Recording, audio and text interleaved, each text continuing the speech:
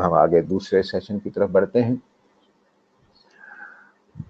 ہم نے یہ بات پچھلی سیشنز میں دیکھی تھی کہ حضرت آدم کے بنانے کے بعد اور ان کی جو بھی معاملات ہوئے، ان کے اندر عہد الست کا معاملہ ہوا اور ان کے ساتھ عہد امانت کا معاملہ ہوا، تو ان ساری تیاریوں کے بعد اس دنیا میں امتحان کے لیے ڈالا گیا، اور امتحان کی نیچر اس طرح سے رکھی گئی کہ یہ امتحان جو ہے یہ سمجھ لیجئے کہ مشکلات اور آسانیوں کا ملا جلا مجموعہ ہے۔ تو جب امتحان مشکلات اور آسانیوں کا مجموعہ ہے تو اس لیے اس دنیا میں مشکلات آئیں گی۔ یہ خدا کی وہ اسکیم ہے جس کو ہمارے زمانے میں فراموش کیا جاتا ہے، اور ہم یہ بات سمجھ نہیں پا رہے کہ مثلا ایک بڑا اہم سوال ہے، پچھلی دفعہ ہم نے یہاں بات روک لی تھی کہ اللہ تعالیٰ کی جو رحمت ہے اس کے پہلو سے کیا معاملہ ہوتا ہے۔ یعنی یوں سمجھیے کہ جو ہمارے ہاں پرابلم آف ایول کے اوپر باتیں کرتے ہیں لوگ، وہ یہ تین صفات کو نمایاں مانتے ہیں۔ اللہ تعالیٰ جو ہیں وہ بہت مہربان ہیں، اللہ تعالیٰ سب کچھ کر سکتے ہیں، اللہ تعالیٰ سب کچھ جانتے ہیں۔ تین بنیادی صفتیں ہیں جن کے بغیر خدا کا تصور ناممکن ہے۔ اللہ تعالیٰ بہت رحم دل ہیں، اللہ تعالیٰ سب کچھ کر سکتے ہیں، اور اللہ تعالیٰ سب کچھ جانتے ہیں۔ اب وہ یہ سوال اٹھاتے ہیں کہ مثال کے طور پر کسی گاؤں میں ایک بڑھیا جو ہے، اس کو چودھری صاحب نے، بڑھی عورت ہے جس کا نہ شوہر ہے نہ بچے ہیں، لیکن وہ بہت زمینوں کی مالک تھی، وہاں کے چودھری صاحب نے اس کو گاؤں سے نکال دیا اور اس کی ساری زمینوں پہ قبضہ کر لیا، اور اب وہ کسی روڑی پر بیٹھی بیچاری زندگی گزار رہی ہے۔ تو کیا اللہ تعالیٰ کو اس کا علم نہیں ہے کہ اس عورت کے ساتھ ایسا معاملہ ہو رہا ہے؟ بوڑھی عورت ہے، کمزور عورت ہے، کوئی اس کا والی وارث نہیں ہے۔ اگر معلوم ہو رہا ہے تو کیا اللہ تعالیٰ مہربان نہیں ہے کہ اس کے اوپر مہربانی کریں؟ اور اگر اللہ تعالیٰ جانتے بھی ہیں، مہربان بھی ہیں، تو پھر اللہ تعالیٰ ایسا کیوں نہیں کرتے کہ اس کو چودھری کے زمینیں اس کی چھڑوائیں اور اس کو دے دیں؟ کیا قدرت نہیں رکھتے؟ تو تینوں صفات میں سے ایک کا انکار کرنا پڑتا ہے۔ یا اللہ کو پتہ نہیں چل رہا کہ بڑھیا کے ساتھ کیا ہو رہا ہے؟ پتہ چل رہا ہے تو مہربان نہیں ہے۔ اب پتہ بھی چل رہا ہے، مہربان بھی ہے، لیکن کر کچھ نہیں سکتا۔ اسی وجہ سے بڑھیا 10 سال 20 سال روتی دھوتی مصائب کے اندر رہتی ہوئی دنیا سے چلی جاتی ہے۔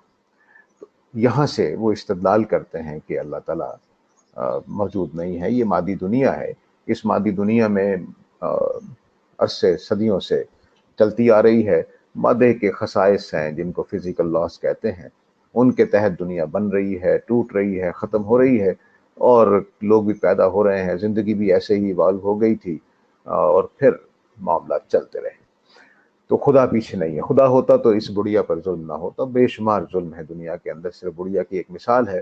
تو اس طرح کے ظلم نہ ہوتے اگر خدا ہوتا، کیونکہ یہ تین صفات تو سارے مذہب جتنے بھی، خاص طور سے جو اللہ کے مذاہب کلیم کیے جاتے ہیں، اسلام ہے، یہودیت ہے، نصرانیت ہے، ان تینوں کے اندر خدا کی یہ صفات تو لازماً مانی جاتی۔ اب سوال یہ پیدا ہوا کہ خدا ہے یا نہیں ہے۔ پہلی بات یہ جانیے کہ اس کائنات کو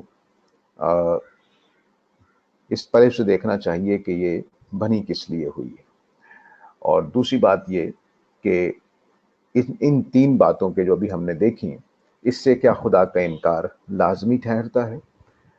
تو صرف اتنی بات لازمی ٹھہرتی ہے کہ نعوذ باللہ، میں سمجھانے کے لیے کہہ رہا ہوں کہ اگر واقعی اللہ تعالیٰ مہربان، اللہ تعالیٰ کو معلوم ہے بڑھیا کے بارے میں، اللہ تعالیٰ کی قدرت میں بھی ہے کہ اس کو بچا لیں اس چودھری صاحب کے مظالم سے، اور وہ مہربان بھی ہیں، لیکن کرتے نہیں ہیں، تو صرف اتنی بات معلوم ہوئی کہ نعوذ باللہ اللہ تعالیٰ اچھے خدا نہیں ہے۔ اس سے زیادہ کچھ ثابت نہیں ہوتا۔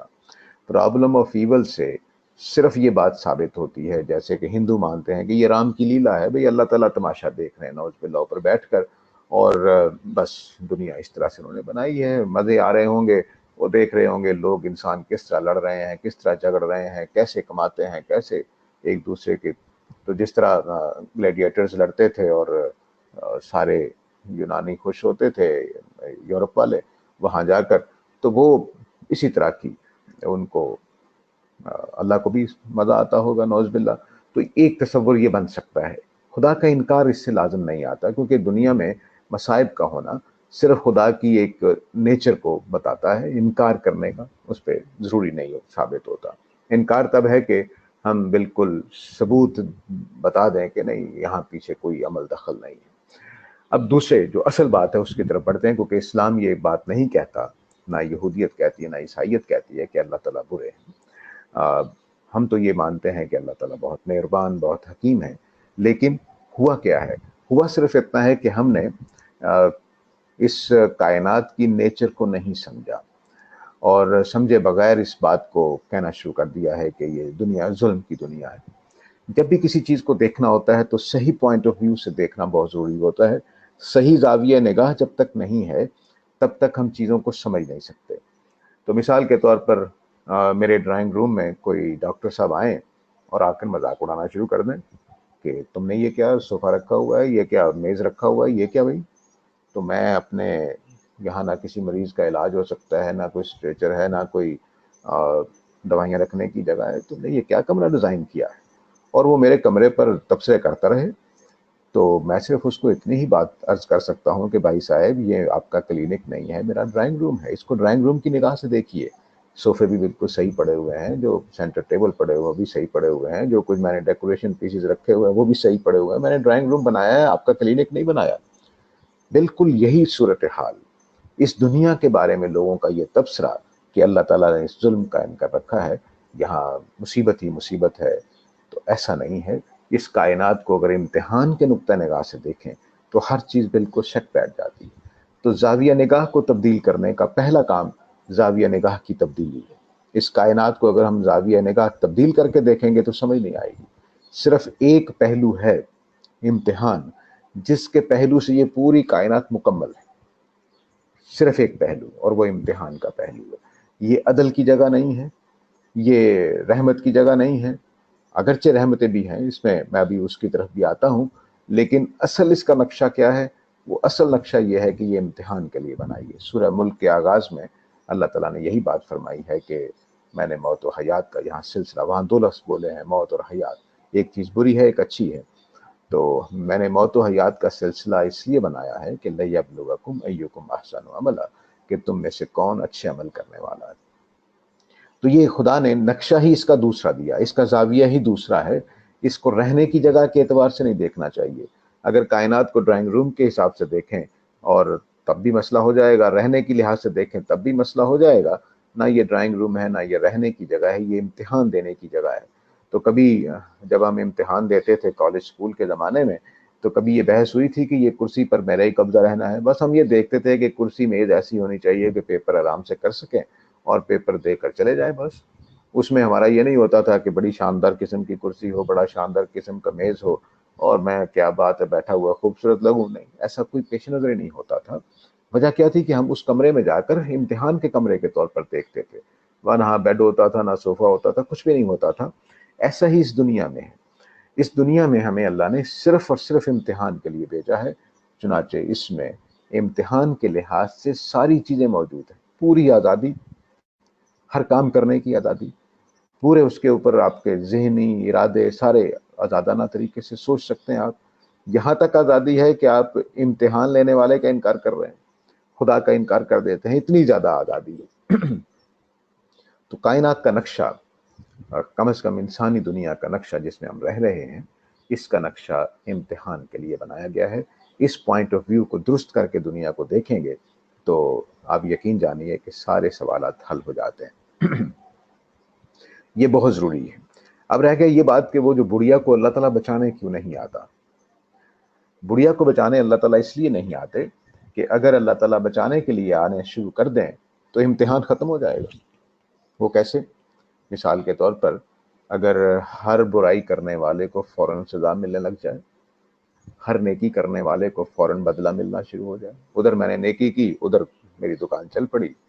ادھر میں نے دیانتداری اختیار کی، ادھر میری شہرت ہو گئی اور گاہک کے گاہک آنے لگے کہ بھئی اس آدمی کے ساتھ کاروبار کرنا ٹھیک ہے، اس کا سودا خریدو، یہ سچا سودا بیچتا ہے. اس طرح سے اگر ہونے لگ جائے تو امتحان ختم ہو جائے گا. امتحان رہتا ہی تب تک ہے جب تک پردہ پڑا رہے، کیونکہ خدا کا ہونا خدا کا نہ ہونا سامنے آ جائے گا کہ دیکھو جتنے نیک آدمی ہیں ان کے کاروبار چل رہے ہیں، ان کو کوئی بیماری نہیں آ رہی ہے، ان کو کوئی مصیبت نہیں آ رہی ہے، وہ کسی پریشانی کا شکار نہیں ہوتا، ادھر ایک آدمی گناہ کرتا ہے، مصیبت میں پھنس جاتا ہے، تو پردہ ختم ہو جاتا ہے۔ جو غیب کا پردہ اللہ نے ڈال رکھا ہے، جو امتحان کے لیے ضروری ہے، ورنہ ہمیں آزادی محسوس نہیں ہوگی کہ ادھر میں برائی کروں، ادھر تھپڑ آگے لگے تو کون برائی کرے گا، برائی کا موقع ہی ختم ہو جائے گا۔ تو اس لیے امتحان کی آزادی کے لیے اللہ تعالیٰ نے ہر نیکی پر اور ہر بدی پر سزا جزا نہیں دیتے، بلکہ ایک ڈھیلا ڈالا نظام رکھا گیا ہے کہ عمومی طور پر نیکی غالب رہے۔ عمومی طور پر میں نے پچھلی دفعہ بھی عرض کیا تھا کہ ہم اگر اپنے محلے ہی میں نگاہ ڈالیں تو اکثریت لوگوں کی اچھی ہے۔ یہاں کتنے قاتل ہیں؟ بہت تھوڑے۔ یہاں کتنے زانی ہیں؟ بہت تھوڑے۔ کتنے شرابی ہیں؟ بہت تھوڑے۔ غلبہ ایک سچائی کا رہتا ہے، لیکن بہرحال اتنا نہیں کہ ہر نیکی پر اچھا انجام فوراً آ جائے اور ہر برائی پر برا انجام فوراً آ جائے، ایسا نہیں ہوتا۔ میں ایک مثال دیا کرتا ہوں کہ دنیا میں اگر یوں ہو جائے کہ مسلمان چینی چائے میں ڈالے تو اس کی چینی تو میٹھا کرے، لیکن کافر اگر ڈالے تو اس کی چینی کڑوا کر دے، ایسا اگر ہو جائے گا تو امتحان ختم ہو جائے گا۔ چینی میری چائے کو بھی میٹھا کرنا چاہیے اور کافر کی چائے کو بھی، تاکہ یہ تاثر نہ قائم ہو کہ دیکھو جی اللہ تعالیٰ اس طرح سے براہ راست مداخلت کر رہے ہیں، تو اللہ تو ہے، امتحان بھی ہو رہا ہے، نیکی بھی کرو تو معاملہ سارے ختم ہو جائیں گے۔ اس لیے اللہ تعالیٰ سامنے آ کر براہ راست چیزوں کو روکتے نہیں ہیں، بلکہ ان چیزوں کو ہونے دیتے ہیں، ہمیں آزادی دیتے ہیں۔ ہاں، اینڈ کنٹرول اللہ کے پاس ہے۔ میں نے پچھلی دفعہ بھی مثال دی تھی کہ بے نظیر کو مارنے کی 2 اٹیمپٹس ہوئیں، ایک سکسیسفل ہو گئی، ایک نہیں ہوئی۔ تو ہو سکتا ہے کہ اللہ تعالیٰ دوسری بھی سکسیسفل انہیں لکھ رکھا ہوتا تو نہ ہونے دیتے، وہ بے نظیر ابھی بھی اس وقت حکمران رہی ہوتی۔ تو یہ اللہ تعالیٰ یہ کام کرتے ہیں کہ اپنے اینڈ رزلٹ کو اپنے کنٹرول میں رکھتے ہیں، مجھے اور آپ کو ارادے کی، سوچنے کی اور اٹیمپٹ کرنے کی، کوشش کرنے کی، ایفرٹ کرنے کی آزادی دے دیتے ہیں۔ ایفرٹ کامیاب ہوگی کہ نہیں ہوگی یہ اللہ کے کنٹرول میں ہے، باقی پیچھے میں اور آپ سب آزاد ہیں، کسی کے اوپر پابندی نہیں ہے۔ ہاں، اس طرح کی پابندیاں ضرور ہیں کہ سوسائٹی رکھی گئی ہے، وہ بھی اس لیے رکھی گئی ہے تاکہ یہ جو ظلم ہیں یہ زیادہ نہ ہو۔ اگر مثلاً ہمارے اندر حکومتیں نہ ہوں، ہمارے اندر جتھے بننے کی طاقت نہ ہو، معاشرے کا دباؤ نہ ہو، روب نہ ہو ایک دوسرے کا، پولیس کا ڈر نہ ہو، تو ہم تو سارے کے سارے برے ہو جائیں۔ تو اس لیے اللہ تعالیٰ نے یہ سارے پریشرز رکھے ہیں دنیا کے اندر، معاشرہ بنایا ہے، قانون بنانے کا ہمیں سوچ دی ہے، ہمیں اتنی طاقتور طرح کی چیزیں، اب کیمرے ہمارے آ گئے، سی سی ٹی کیمرے، انہوں نے مصیبت ڈال رکھی ہے۔ پاکستان میں چور پکڑنا ناممکن تھا، اب آرام سے تصویریں اس میں آ جاتی ہیں، شکل پہچانی جاتی ہے، کون تھا کون نہیں تھا۔ یہ ساری چیزیں اللہ نے اس لیے بنا دیں کہ ہمیں صلاحیت دی ہے کہ ہم ان برائیوں کو کنٹرول کر سکیں۔ چنانچہ قرآن مجید نے اس لیے بیان کیا ہے کہ اگر میں جہاد کی اجازت نہ دیتا تو اب کوئی بھی چیز آباد نہ ہوتی، مسجدیں ویران ہو جاتی، مندر ویران ہو جاتے۔ سب کا نام لیا اللہ تعالیٰ نے، کیوں؟ کہ بس لوگ ایک دوسرے کو مار ڈال رہے ہوتے، سب جانوروں کی طرح ایک دوسرے کو ذبح کر دیتے۔ تو اللہ تعالیٰ نے قوموں کا، معاشرے کا، سوسائٹی کا، پولیس کا، کوتوال کا ایک روب رکھا ہے تاکہ ہم ان برائیوں سے بچتے رہیں۔ اب کوئی اس میں جرأت کرتا ہے کہ اس سے ان سارے خوف کو دبا کر برا کام کر جاتا ہے، تو اس سے اللہ تعالیٰ نے ایک ڈھیلا ڈالا نظام لیکن مجموعی طور پر خیر کی طرف لے جانے والا نظام بنا رکھا ہے۔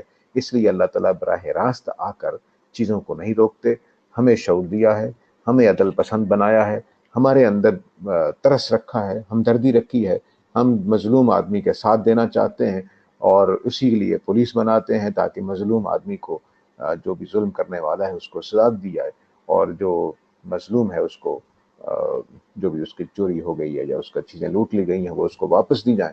تو ایک پورا نظام ہے جو ہمیں بنانے کی صلاحیت دی۔ اسی کو میں نے لفظ خلیفہ میں پیچھے بیان کیا تھا کہ خلیفہ کا مطلب یہی ہے کہ ہمیں اس دنیا میں پورا اختیار دے دیا گیا ہے کہ ہم اس کی چیزوں کو کس طرح سے استعمال کریں، اپنے فائدے کے لیے بھی، ان قوانین کے بنانے کے لیے بھی، ان چیزوں کو حاصل کرنے کے لیے بھی۔ تو اس طرح سے اللہ تعالیٰ نے یہ کائنات ڈیزائن کی ہے۔ اس ڈیزائن کے لحاظ سے اس کو دیکھیں گے تو آپ کے سارے اعتراضات جو پرابلم آف ایول کے نام سے فلسفے کی کتابوں میں اور ایتھیسٹ کی کتابوں میں لکھے ہوئے آپ کو ملیں گے، وہ سارے حل ہو جائیں گے. اس میں کوئی ایسی صورت نہیں رہتی, کوئی ایسا سوال نہیں رہتا کہ جس کے بعد ہم کہیں کہ ہم خدا کا انکار کر دیں. تو خدا کا انکار تبھی ممکن ہے کہ جب ہم یہ بات کہیں کہ اللہ تعالیٰ جو ہے وہ, یعنی وہ پرابلم اور فیول سے نہیں مسئلہ پیدا ہوتا, وہ کچھ اور ہی ہیں جس کی طرف ہم جائیں گے. تو پھر ہم ان موضوعات پر بھی بات کریں گے انشاءاللہ. اگلی بات جو خیر و شر کے بارے میں کہنا چاہتا ہوں وہ یہ ہے کہ اللہ تعالیٰ نے پورا نظام اس طرح سے بنایا ہے کہ خیر سے اللہ تعالیٰ شر پیدا کرتے ہیں, شر سے اللہ تعالیٰ خیر پیدا کرتے ہیں. ایک میں مثال دیا کرتا ہوں کہ اگر ہماری مائیں بچپن میں ہمیں چلنا نہ سکھائیں اس ڈر سے کہ کہیں ہم چلیں گے تو چوٹ نہ لگ جائے, نقصان نہ ہو جائے, تو اس خوف سے ہماری والدہ اگر ہمیں چلنا نہ سکھائے تو ہم ساری زندگی چلنا نہ سیکھیں گے, صرف ماں کے اس خیال کی وجہ سے یا اس جذبے کی وجہ سے کہ میرے بچے کو چوٹ نہ لگ جائے. تو اس سے ہمیں کتنا بڑا نقصان ہوگا. تو چوٹ لگنے کا یہ حوصلہ پیدا کرنا ماں کا کہ بچہ گرے گا سیکھے گا, یہ لازمی بات ہے. اس کائنات کا ڈیزائن اس طرح سے ہے کہ مشکلات سے نئی نئی صلاحیتیں ابھرتی ہیں. تو مثلا ڈاکٹر بننے کے لیے ایک نوجوان کو اپنی کھیل چھوڑنے پڑتے ہیں, ایک نوجوان کو اپنے راتیں جاگنی پڑتی ہیں. یہ ساری مشکلوں سے نکل کے وہ ایک اچھا کمانے والا ڈاکٹر بن جاتا ہے, انجینئر بن جاتا ہے. اور جس نوجوان نے اپنی کھیلوں کو قربان نہیں کیا ہوتا, وہ سارا دن کھیل میں لگا رہتا ہوتا ہے, تو وہ پڑھ نہیں پاتا اور اچھے رزلٹ اور اچھی زندگی گزارنے میں اس کو بعد میں مشکل پیش آتی ہے. تو وجہ کیا ہوئی؟ وجہ صرف اتنی ہوئی کہ ایک مشکل میں سے گزرنا تھا, اس مشکل میں سے گزر کر اس کو کچھ حاصل ہونا تھا, وہ اس نے حاصل نہیں کیا. جب وہ اس نے حاصل نہیں کیا تو اس کا نتیجہ کیا نکلا؟ اس کا نتیجہ یہ نکلا کہ بس وہ ایک ایسی زندگی گزارے گا جس میں فائدے کم ہوں گے. اور پھر اسی طرح جو لوگ کاروبار میں محنت نہیں کرتے, وہاں بھی کچھ مشقتیں کرنی پڑتی ہیں, وہ اس میں بھی ناکام رہ جاتے ہیں. تو زندگی کا نقشہ کچھ اس طرح سے ہے کہ ہم اس میں کمانے کے لیے, اس میں بہتری کے لیے, اس میں آگے بڑھنے کے لیے ہمیں بہرحال ایک شر میں سے, ایک مصیبت میں سے گزرنا پڑتا ہے. تو اس لیے خیر جو ہے وہ شر کا اس طرح سے پیدا نہیں کرتا, لیکن شر جو ہے, برائی جو ہے, وہ خیر کو لازماً پیدا کرتی ہے. اس کو ڈیزائن اس طرح سے کر دیا گیا ہے کہ وہ اس سے فائدہ حاصل ہوتا ہے.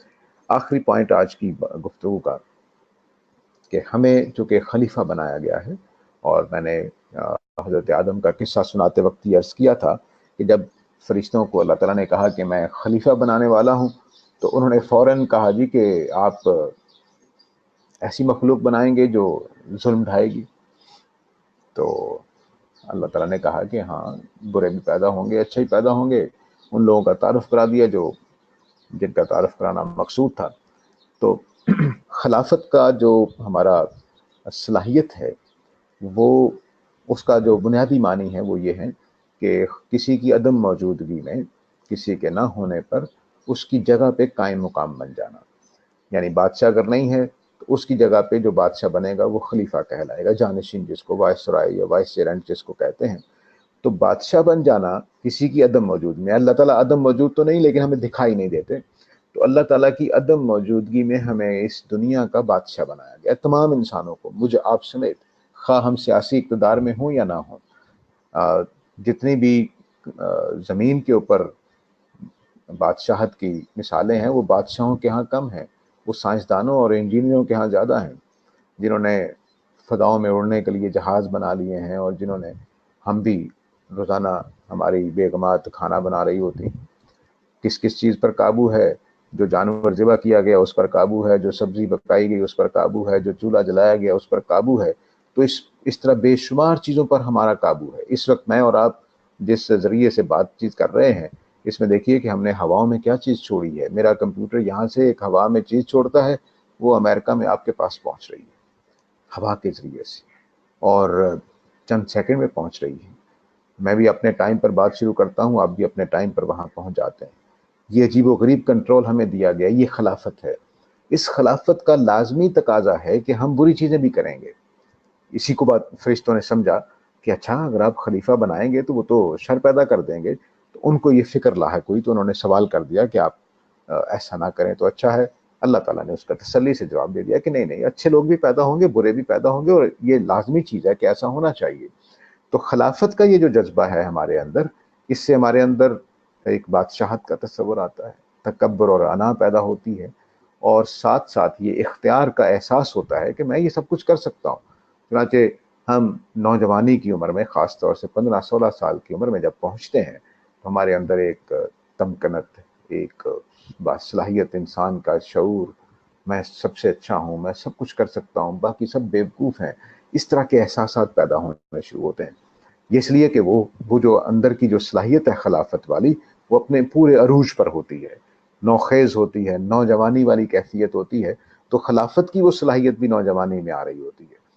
اور پھر ہم جو سائنسدان ہوتے ہیں، وہ سائنس کی طرف بڑھ جاتے ہیں، وہ نئی نئی ایجادات کر رہے ہوتے ہیں، وہ سوچنا شروع کر دیتے ہوتے ہیں۔ جو سیاستدان ہوتے ہیں، وہ ہو سکتا ہے کہ اس وقت ابھی سپہ سالار بن رہے ہوں، فوج میں جا رہے ہوں، یا اپنے محلے میں سیاسی کام کر رہے ہوں، تو وہ اپنی اپنی سینس کے مطابق، اپنی اپنی جو بھی صلاحیت دی ہوتی ہے، اس کے مطابق ہر آدمی خلافت کرنے لگ جاتا ہے۔ کوئی علم کے اندر خلیفہ ہوگا، کوئی سائنس کے اندر ہوگا، کوئی سیاست کے اندر ہوگا، کوئی خدمت خلق کے اندر ہوگا، وہ عجیب و غریب طرح کی خلافت۔ اب دیکھیں کہ اب جو نئی ہماری تحقیقات سامنے آ رہی ہیں، اس میں انسانوں کو کوئی 16 کے قریب کیٹیگریز میں بانٹا گیا ہے۔